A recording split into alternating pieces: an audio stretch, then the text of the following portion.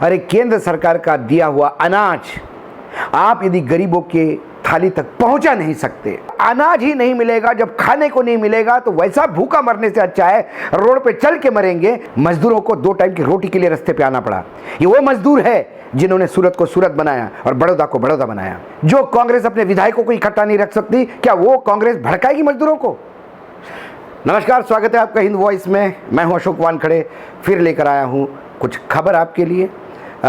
जैसा कि मैं हमेशा कहता हूं कि हमारे प्रधानमंत्री नरेंद्र मोदी के नीति नियत पे और उनके प्रामाणिकता पे कभी शक नहीं हो सकता, लेकिन क्रियान्वयन टोटल फेल। जब मैं कहता हूं तो कई जो उनको लगता है कि कई लोगों को ऐसा लगता है कि एक विरोध के लिए मैं विरोध करता हूं, लेकिन मित्रों मैं एक अराजनीतिक इंसान हूं, मैं एक पत्रकार हूं, विश्लेषण करना मेरा काम है। ये जब मैं इस सरकार पे आरोप लगाता हूं या नरेंद्र मोदी को आरोपित करता हूं, उसके पीछे मात्र 2014 से लेके 2020 तक का उनका जो कार्यकाल है, मैं उसी का विश्लेषण करता हूं। मैं अभी गुजरात में जब वो मुख्यमंत्री थे तब क्या बोला और क्या हुआ, इसके बारे में मैं ज़्यादा इतिहास में नहीं जाना चाहता, क्योंकि हमारे यहाँ भूलने की बीमारी है। हम इतिहास बहुत जल्दी भूल जाते हैं, जो वर्तमान में है उसको याद रखते हैं।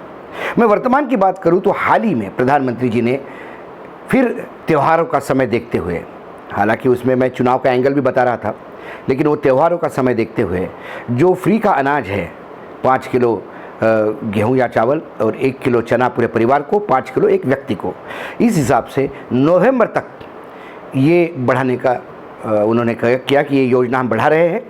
और इससे टोटल मतलब मार्च से लेकर नवंबर तक सरकार 1.5 लाख करोड़ रुपए इस योजना पे खर्च करेगी। और उन्होंने कहा कि हम नहीं चाहते कि कोरोना की महामारी में देश का कोई इंसान भूखा मरे। जो आंकड़े उन्होंने बताए, उन आंकड़ों को मैं ज़्यादा विश्लेषित नहीं करना चाहता, क्योंकि जो rate food corporation of India बता रहा है और बाकी खर्चे जोड़ा तो वो टोटल 1,05,000 करोड़ का खर्चा है। मतलब प्रधानमंत्री जब 1.5 लाख करोड़ बोल रहे थे, उसी में 50 लाख हज़ार करोड़ का घपला है। तो चलो ये कॉस्टिंग के पे भी नहीं जाता, क्योंकि वो बहुत जटिलता है और मैं जटिल इशू लेके सामने नहीं आना चाहता। लेकिन मैं आत्मनिर्भर भारत योजना के तहत जो 8 करोड़ अतिथि मजदूर, जिसे आप प्रवासी मजदूर कहते हैं, मैं उसको अतिथि मजदूर कहता हूँ, उनके लिए 8 करोड़ मजदूरों के लिए सरकार ने अनाज देने की घोषणा की। तो मई और जून, क्योंकि मई में ये घोषणा हुई कि जिनके पास राशन कार्ड नहीं है उनको भी दिया जाएगा। वित्त मंत्री ने कहा कि 8 करोड़ ऐसे मजदूर हैं जिनको हमको ये देना है, और राज्य वाइज डाटा कलेक्ट करके उन्होंने हर राज्य को अलॉटमेंट किया। लेकिन अभी फूड कॉरपोरेशन ऑफ इंडिया की जो रिपोर्ट है वो आंखें खोल देने वाली है। 8 करोड़ लोगों के लिए जितना अनाज अलॉट हुआ, उसमें से मात्र 13% अनाज लाभार्थियों को मिला है। 13%। मतलब यह हास्यास्पद है कि जब देश इस बात में खुशफहमी में है कि 8 करोड़ अतिथि मजदूर जिनका कार्ड भी नहीं है, जो रास्ते पे चल रहे हैं, परेशान हैं, उनके लिए सरकार ने जो अनाज की योजना दी है उससे कम एक बड़ा रिलीफ मिलेगा। लेकिन दुर्भाग्य है कि जो अनाज अलॉट हुआ उसमें से मात्र 13% अनाज बटा, बाकी अनाज पड़ा रहा। खर्चे के खाते में सरकार ने वो खर्चा जोड़ दिया, पैकेज के खाते में देश के ऊपर वो पैकेज चढ़ गया कि इतना लाख करोड़ तो सरकार ने लोगों पे खर्चा ही किया। लेकिन वास्तविकता ये है जो अनाज गया है उसमें से मात्र 13% अलॉट हुआ। मैं आप इसको आंकड़ों के हिसाब से कुछ राज्यों के फिगर्स बताता हूं, क्योंकि आंकड़े हैं, थोड़ा पढ़ना पड़ेगा। 8 लाख मीट्रिक टन अनाज बटना था 8 करोड़ लोगों के लिए। उनमें से मात्र 2 करोड़ 13 लाख लोगों को, मतलब मई महीने में 1 करोड़ 21 लाख लोग और जून में 2 लाख 13 करोड़ लोगों को, सॉरी जून में तो 92 लाख 44 हज़ार लोगों को, मतलब मई में 1 करोड़ 21 लाख और जून में 92 लाख 44 हज़ार। तो ये कुल मिला के 2 करोड़ 13 लाख होता है। मैं फिर से बताऊं, मई में 1 करोड़ 21 लाख लोगों को अनाज मिला, जून में 92 लाख 44,000 लोगों को मिला। कुल मिला के 2 करोड़ 13 लाख लोगों को बंटना था, 8 करोड़ लोगों को। 8 मई को हमारी वित्त मंत्री ने ये घोषणा की थी।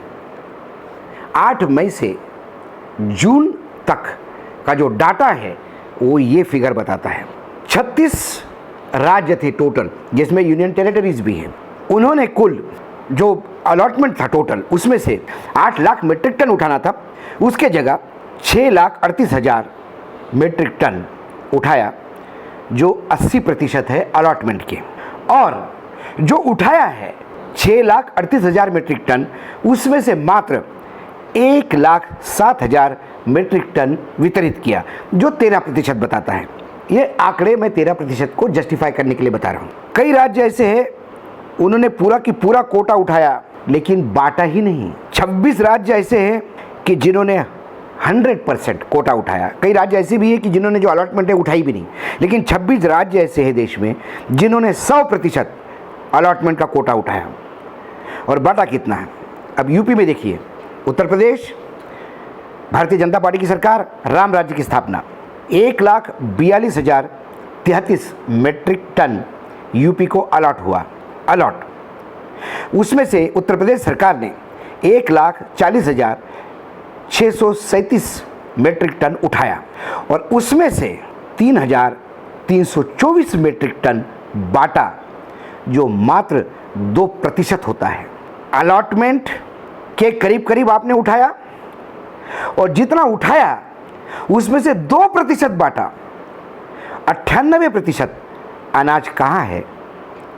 इसका जवाब मुख्यमंत्री योगी आदित्यनाथ ही दे सकते हैं।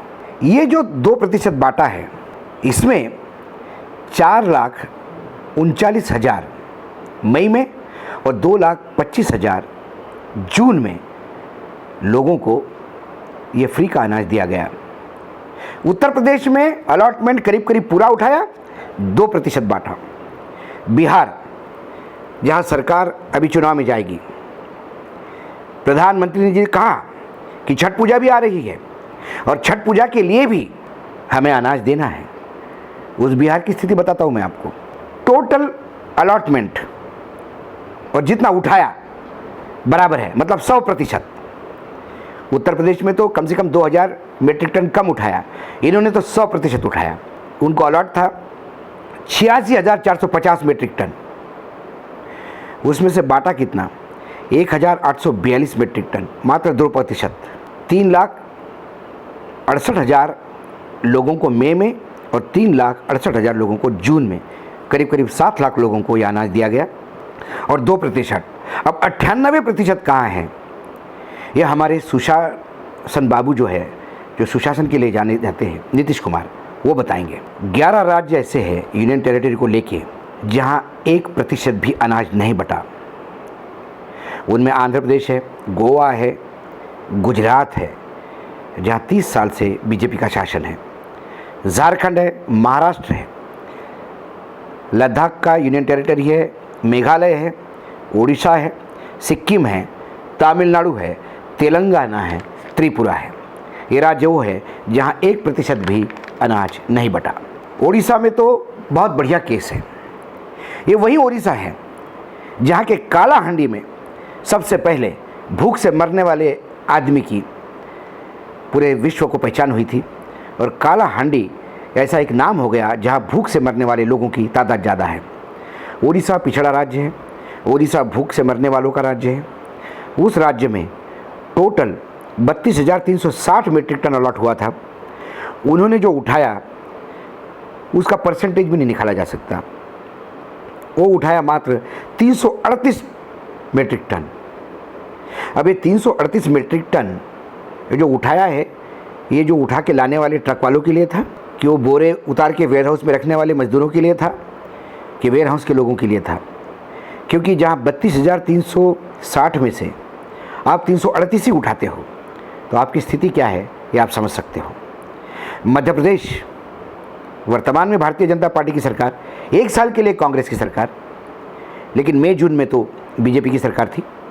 इसके पहले 15 साल तक मामा की सरकार, शिवराज सिंह चौहान की सरकार, उस सरकार ने क्या किया? 54,642 मीट्रिक टन अलॉट हुआ,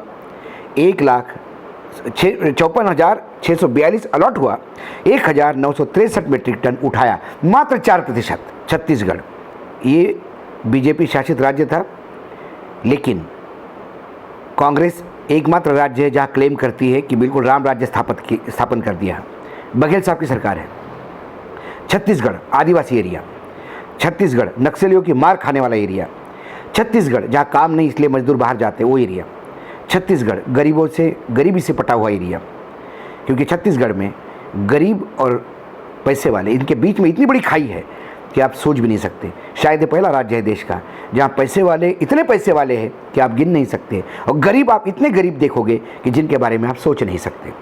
उस राज्य को अलॉट हुआ 20,077 मीट्रिक टन, उन्होंने उठाया 944 मीट्रिक टन, मात्र 5%। ये तमाम राज्य हैं, लेकिन कुछ राज्य अच्छे भी कर रहे थे। राजस्थान ने 100% उठाया, 44,662 मीट्रिक टन, मतलब 95%, 95%, ऑलमोस्ट 100% बांटा। 42,778 मीट्रिक टन मई में और 42,470 मीट्रिक टन जून में। ये दोनों मिला के उन्होंने अपना 100% कोटा पूरा किया। हरियाणा में भी स्थिति अच्छी है।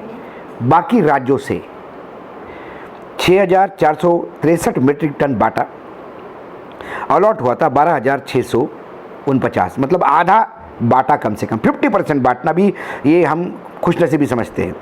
हिमाचल प्रदेश, आसाम, कर्नाटक, इनकी भी रिपोर्ट्स एक ठीक ठाक है। अब मैंने आपको कांग्रेस शासित प्रदेश, मैंने आपको बीजेपी प्रदेश, मैंने आपको वित्त मंत्री का आंकड़ा, मैंने आपको ये जो आंकड़े परोसे हैं ये मेरे नहीं हैं, ये आंकड़े फूड कॉरपोरेशन ऑफ इंडिया के हैं। रामविलास पासवान प्रेस कॉन्फ्रेंस लेके इन आंकड़ों पे आंसू बहाते हुए कहते हैं कि गरीबों के लिए दिया हुआ अनाज ये सरकारें क्यों नहीं देती, ये समझ के परे है।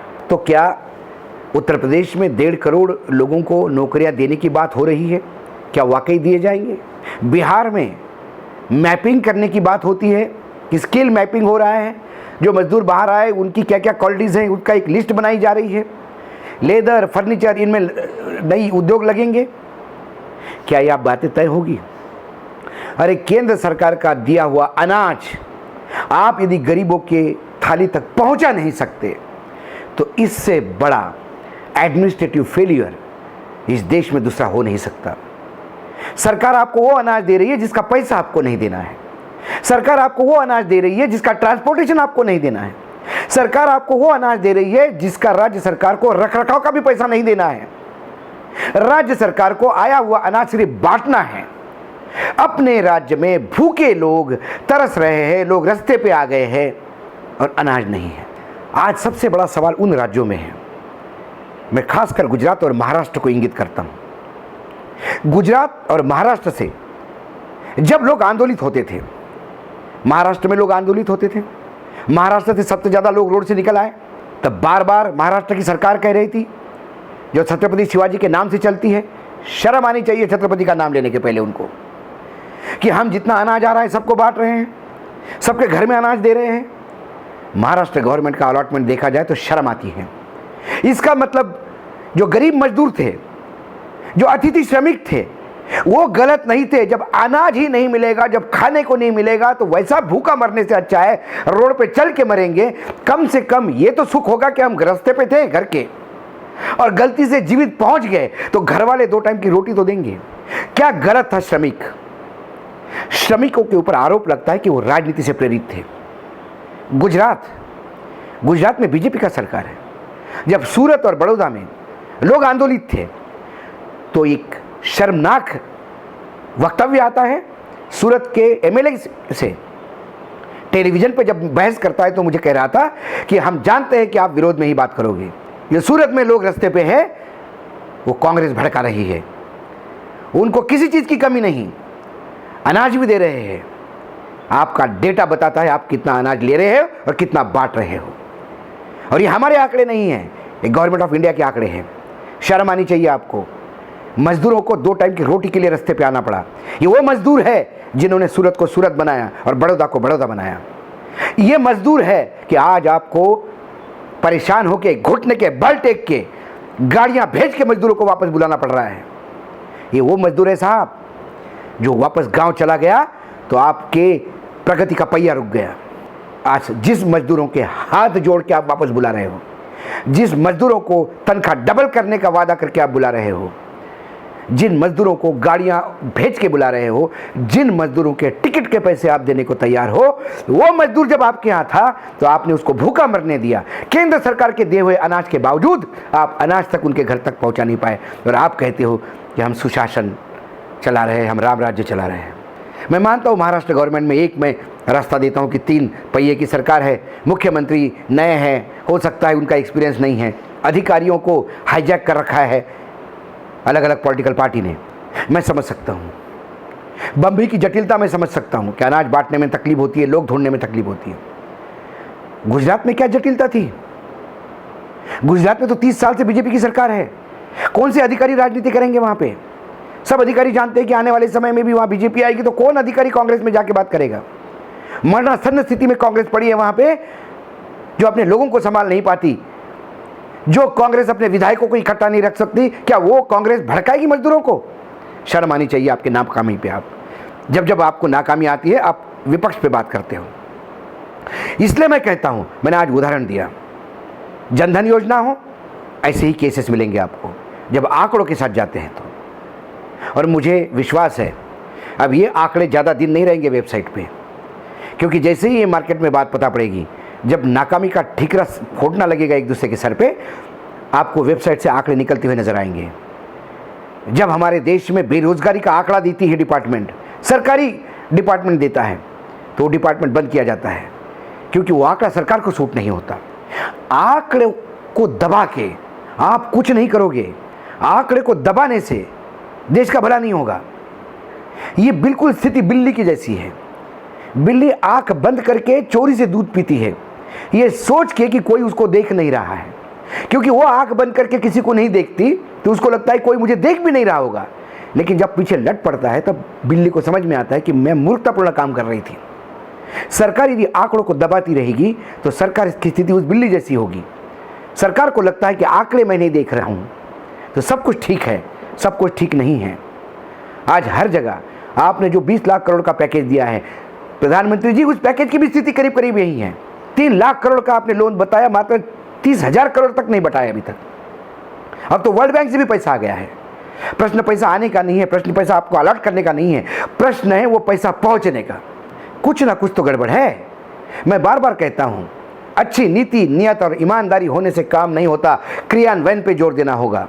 और क्रियान्वयन तब आपको पता पड़ेगा जब आप ओरिजिनल फिगर्स आपके पास लाओगे। क्रियान्वयन आपको पता पड़ेगा जब आप मीडिया की लिखी हुई कहानियों पे विश्वास रखना शुरू कर दोगे। क्रियान्वयन आपको पता पड़ेगा जब आप आलोचकों को ध्यान से सुनोगे। क्रियान्वयन आपको तब पता पड़ेगा जब आप विपक्ष की भी बात को तवज्जो दोगे। जिस दिन आप ये समझते हो कि ये सब मूर्ख है तो चाटुकार आपको आंकड़े परोसोगे, और जब परोसेंगे तब ये प्रश्न किसी के सामने जब आता है तो इसका जवाब किसी को नहीं मिलता। अनाज मिलने के बाद, सब कुछ ठीक होने के बाद ये मूर्ख मजदूर 2-2 हजार किलोमीटर पैर पर क्यों चल रहे हैं? क्यों उनकी पत्नियां रास्ते पे डिलीवरी कर रही हैं? क्यों वो अपना प्राण त्याग रहे हैं रोड पे? ये मूर्खतापूर्ण काम क्यों कर रहे हैं? इस सवाल का जवाब आपको तब तक नहीं मिलेगा जब तक आप चाटुकारों के बातों पे विश्वास रखोगे। ये आंकड़े आपको आत्मनिर्भर भारत मिशन की असली कहानी बताते हैं। बुलाइए उन राज्य सरकारों को, दंडित करिए उनको, फंड रोकिए उनका जिन्होंने अनाज लोगों तक नहीं पहुंचाया। जो 100% अनाज उठा चुके हैं और 4% बांट चुके हैं, वो 96% अनाज वापस केंद्र सरकार ले, क्योंकि केंद्र सरकार जब भी पैसा खर्चा करती है वो टैक्स पेयर्स का पैसा होता है। इस देश में टैक्स पेयर्स भले ही कम हो, लेकिन जो दे रहे हैं वो ईमानदारी से दे रहे हैं। प्रधानमंत्री जी, आपने टैक्स पेयर्स को और किसानों को, दोनों को पिछली बार धन्यवाद दिया कि आपके वजह से मैं ये कर पा रहा हूँ। आज इन दोनों की तरफ से मैं आपको गुजारिश करता हूँ, ये आंकड़े जब उनके सामने आएंगे तो दोनों अपमानित महसूस करेंगे। टैक्स पेयर इसलिए अपमानित महसूस करेगा कि उसके पैसे का दुरुपयोग हो रहा है, और किसान इसलिए अपमानित होगा कि वो सोच रहा होगा कि मैंने तो जी जान लगा के खून पसीना एक करके अनाज उगाया देश के गरीबों के लिए। किसान आधे कीमत में भी बेचता है, किसान आत्महत्या कर लेता है, लेकिन कंप्लेंट नहीं करता, क्योंकि उसको मालूम है एक अन्नदाता का ऐसा टैग आपने उसके ऊपर लगा दिया है कि वो अन्नदाता बोलने के बाद चुप हो जाता है कि अब आप अन्नदाता हो। आप उसके बाद बोलने के लिए कुछ नहीं होता, क्योंकि अन्नदाता जब आप किसी को बोल देते हो तो उसके बाद वो किसके क्या मांगेगा, वो याचक होने का अपना अधिकारी खो देता है। वो अन्नदाता भी आज अपमानित महसूस करता है जब एक आंकड़े सामने आते हैं। फिर मैं गुजारिश करता हूँ साहब, नीति नियत के लिए सैल्यूट, क्रियान्वयन पे ध्यान दो। पूछो इन राज्यों के ऐसा क्यों हुआ, क्यों श्रमिकों के पास पैसा नहीं गया, अनाज नहीं गया, क्यों वो भूखे मर रहे थे। आज वाकई ये आंकड़े आने के बाद आंखों में आंसू आते हैं। आज मैं तमाम उन लोगों को बोलना चाहता हूँ कि जो इसमें राजनीति ढूंढ रहे थे, रास्ते पे मरने वाले लोगों के बीच में राजनीति ढूंढ रहे थे, जो महिलाएं डिलीवरी कर रही थी बच्चों को उसमें राजनीति ढूंढ रहे थे। मैं आज सर्वोच्च न्यायालय को पूछना चाहता हूँ, 5 मई को जब एक केस आपके सामने आया तो आपने कहा था कि हम क्या करें, लोग रास्ते पे चल रहे थे। साहब, ये आंकड़े बताते हैं कि रास्ते पे लोग क्यों चल रहे थे, ये आंकड़े बताते हैं। उसके बाद सर्वोच्च न्यायालय को भी मैं फिर धन्यवाद देता हूँ कि थोड़ी देर बाद सही, लेकिन सुओ मोटो एक उन्होंने अपनी रिट पिटीशन एक्सेप्ट कर ली, स्वयं संज्ञान लेते हुए, और राज्य सरकारों को उन्होंने लताड़ा। आज राज्य सरकार को उन्होंने लताड़ा। आज लगता है कि सही लताड़ा हो, क्योंकि कहीं ना कहीं गलती मुझे राज्य सरकारों की ही दिखती है, और राज्य सरकारें सभी पॉलिटिकल पार्टी की है। आज राहुल गांधी लगातार नरेंद्र मोदी को सवाल पूछते हैं। समय आ गया है कि राहुल गांधी को अब जहाँ जहाँ उनका शासन है वहाँ सवाल पूछे। आज वो पंजाब में पूछे, आज वो महाराष्ट्र को पूछे, आज वो छत्तीसगढ़ को पूछे कि अनाज गरीबों तक क्यों नहीं पहुँचा।